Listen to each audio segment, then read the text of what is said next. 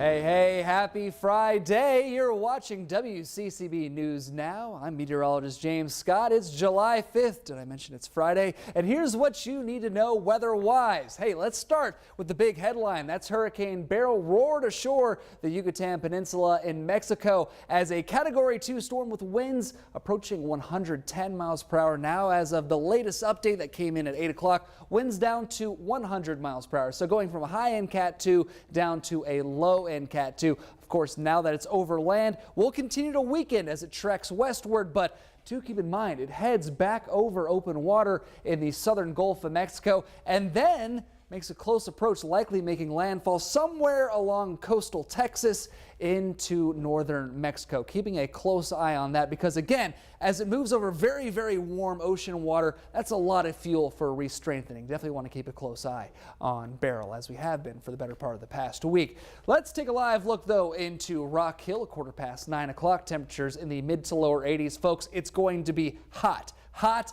across the WCCB Charlotte viewing area. 70s and 80s right now. 84 even here in the Queen City. Heat advisory in effect for 17 of our 22 counties, pretty much all across the Piedmont, stretching from Iredell and Catawba County to the north and west, all the way down into the Sandhills, talking about Richmond County and also Chesterfield County in the PD region of South Carolina. So the reason why we're seeing that heat index, of course, or heat advisory, I should say, heat index values 105, maybe even approaching 110 south and east of the metro. Actual temperatures even flirting with the triple digits themselves before we factor in the humidity. Notice, though, cold front moving in from the north and west. That's going to allow for some significant rainfall chances, really the first ones we've seen pretty much all week. Could get heavy at times, especially again north and west of I-85 as that front continues to move eastward. May see some more chances even along the I-85 corridor and eventually to the east, as you can see here. So it is going to be hot. It is going to be humid. It's even going to be stormy. Finally feeling like July after a very dry finish to June and for the most part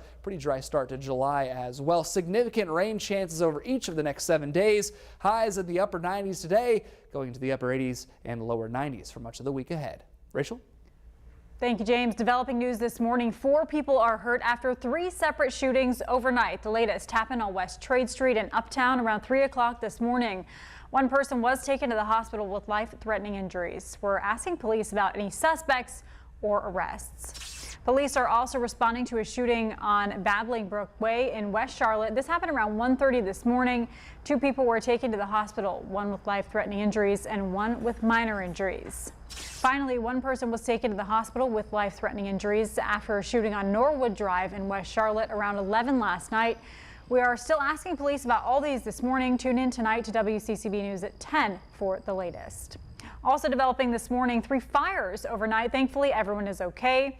This is the latest fire. It happened on Holliswood Court in southwest Charlotte around 2 this morning. Check it out. A second alarm was called just 4 minutes after the initial response. CFD says 5 civilians and 1 firefighter were evaluated at the scene but released. 24 units are affected and the Red Cross is helping displaced families.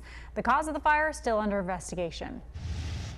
New information about this fire on Abbydale Drive in South Charlotte around 1 this morning. CFD says it was started by improperly discarded smoking materials put in a plastic trash bin.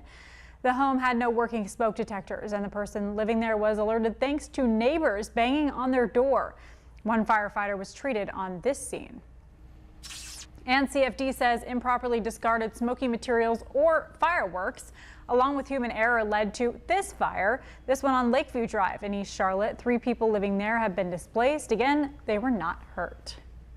Chaos in Uptown once again on the 4th of July. Our crew saw police trying to get young people out of Romare Bearden Park Thursday night. They also saw officers use pepper spray, push kids back, and detain at least 2 people. Right now, we're asking police about any arrests. It is summer, and while that's awesome for the kids, parents know the struggle of keeping the little ones busy. Johnson & Wales here in Charlotte offers cooking classes for kids to learn their way around the kitchen. Chef Austin Scholes says he is constantly amazed by what the little chefs can whip up. I'm often impressed with how talented they are and their abilities because they shock me every day. Just seeing their passion kind of helps light a fire under me as well because it just reinvigorates your passion. The camps are full this summer, but it is something to keep in mind for next year to sharpen those cooking skills. And it wouldn't be July 4th without the Nathan's hot dog eating contest at Coney Island. There's a new top dog after Patrick Bertoletti inhaled 58 hot dogs to win the big belt. As for the ladies, Miki Sudo broke the women's world record. She ate 51 hot dogs and buns. Joey Chestnut, the 16-time chomping champion, did not take part this year after he signed a deal with Impossible Foods.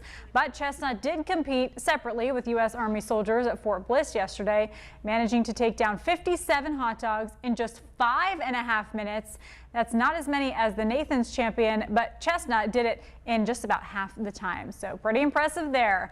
All right, if you're not watching us on the WCCB News app, you can download it and join us back here Monday morning, of course, for Rising, 5 until 9, and then here at 9:15. We hope you have a great weekend.